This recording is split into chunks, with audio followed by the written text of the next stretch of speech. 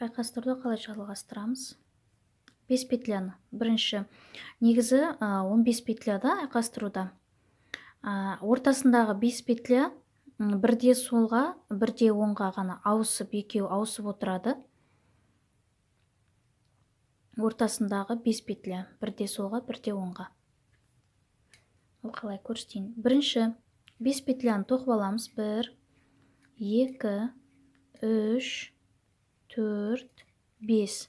5 петляны тоқып алдық. Әрі қарай 5 петляны қосымша спицаға өткіземіз. 1, 2, 3, 4, 5. 5 петляны қосымша спицаға өткіздік. Жұмыстың алдынан қалдырамыз. Жұмыстың алдынан қалады. Өзіңіз жақ бетте тұрады. Келесі 5 петляны тоқимыз. 2, 3, 4, 5. Келесі 5 петляны тоқыдық. Енді қосымша спицадағы 5 петляны негізгі спицаға өткізіп алып тоқсаңыздар да болады. Болмаса осы қосымша спицада тұрғаны бойынша тоқып жіберсеңіздер де болады. Маған осылай қосымшадан бірден тоқып жіберген ыңғайлы. 1, 2, 3, 4, 5. Біз бірінші айқастыруды жасадық қазір. Маркерді өткізіп аламыз да. Әрі қарай платочканы тоқимыз. 4 кромочный теріс тоқылады. Біз қазір бірінші айқастыруды бастадық. Енді екінші аяқта қалай болады? Біз қазір мінекей мынау былай аударған кезінде бұл бірінші оң жақтағы аяқ болып есептеледі да, камерада тұрған кезде оң жақтағы. Енді сіздер сол жақтағы аяқты өздеріңіз тоқып жатсыздар ғой. Сол жақта қалай болады? Сіздер қазір оң жақта оңға қарай бұрған болсаңыздар, мінекей мына каса оңға қарай бұрылып тұр ғой. Сол жақта керісінше, кешіріңіздер, солға қарай бұрылған болса,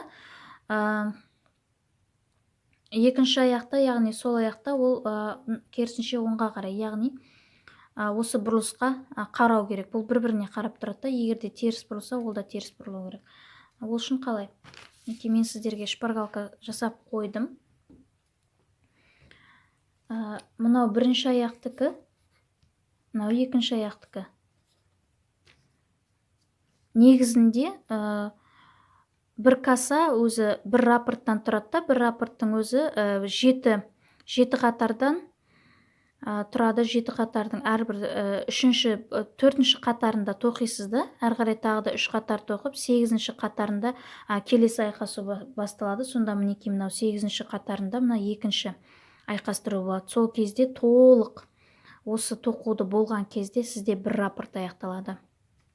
Мынау бірінші аяқ, мынау екінші аяқ. Ұмытпаңыздар, оң аяқ пен сол аяқты тоқимыз.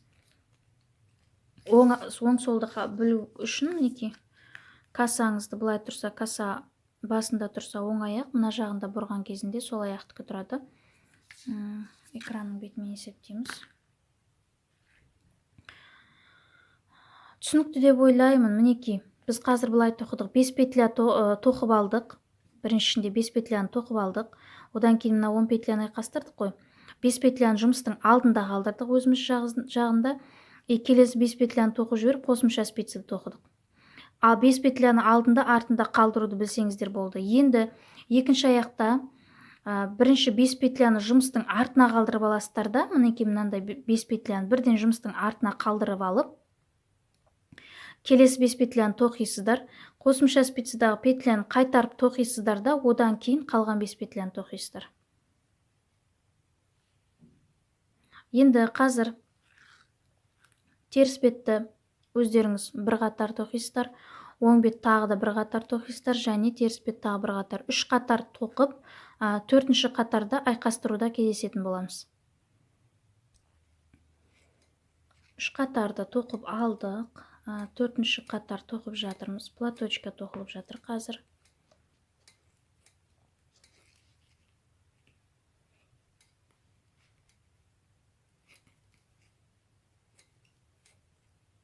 маркерді іліп аламыз да екінші айқастыруды бастаймыз. Екінші айқастыру бізде қалай басталады?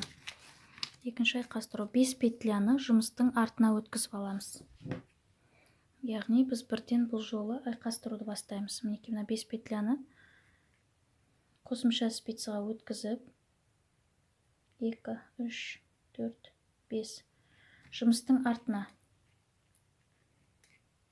Жұмыстың арты дегеніміз мінекей тоқылып жатқан спиціміздің артына қойып аламыз. Шығып кетпесін, абайлап отырыңыздар. Және келесі 5 петляны тоқимыз да. Яғни бұл ортаңғы 5 петля. Ортаңғы 5 петля бізде қазір солға қарай, оңға қарай бұрылды. Көрдіңіздер ғой. Біріншісінде солға қарай бұрылған болса, енді оңға қарай бұрылды. Енді қосымша спицадағы петляны тоқимыз. Орнына қайтарып алып.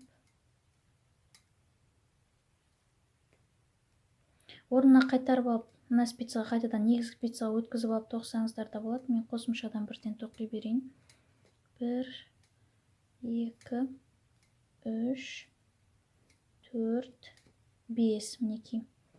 Қосымша спицадағында тоқып алдық. Енді қалған 5 петляны тоқып жібереміз. Мінекей жазылып тұр. Қалған 5 петля, сол 5 петляны тоқимыз. Ең соңғы 5 петля.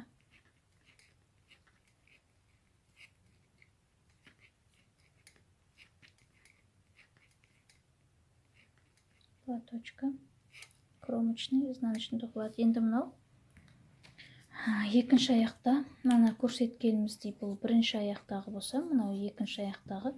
Екінші аяқта енді бірінші аяққа керісінше жүреді. Бірінші аяқта бірінші 5 петляны қосымша спицаға өткізіп алып жұмыстың артында қалдырған болсақ, екінші аяқта керісінше бірден 5 петляны тоқып аламыз да. Мінекей мына 5 петля, осыны тоқып алып, одан кейінгі 10 петляны айқастырамыз. Яғни 5 петляны қосымша спицаға өткізіп алып, бұл жолы жұмыстың алдында қалдырасыздар да. 5 петляны тоқып, кейін қосымша спицадағы 5 петляны тоқисыздар. Сонда осылай тоқыған кезімізде осының барлығы 8 қатар, осы 8 қатар бір раппорт болады. Яғни біздің узор осы бір раппорттан құралады. Әрі қарай осылай раппортпен тоқыған кезде бізде өрім пайда болады. Ол каса дейміз, каса мінекей. Біздің бір раппорт осы. Әрі қарай осы раппортты қайталай бересіздер. Қазір тағы да теріс қатарды, оң қатар және теріс қатар 3 қатар тоқисыздар да, 4-ші қатарда тағы да бірінші аяқты бастағандай тоқисыздар. Мынау екінші аяғын тоқисыздар мінекей. Осы қайталана береді. Тағы да 3 қатар тоқисыздар да, 4-ші қатарда келесі айқастыруды істейсіздер. Осылай осы бір раппорт сіздерде қайталана береді. Мен бұлай қояйын. Осы скриншот жасап алып, картинкаға сақтап қойсаңыздар болады. Әрі қарай тоқи бересіздер. Енді осы жерден тоқуды әрі қарай өздеріңіз жалғастырасыздар. Мен сіздермен әрі қарай не көрсетемін? Мен сіздерге әрі қарай мінекей мына аралықты өздеріңіз тоқисыздар. Бұл аралық сіздердің балаларыңыздың аяғына қарай, енді балаларыңыз қасыңызда деп ойлаймын, аяғына қарай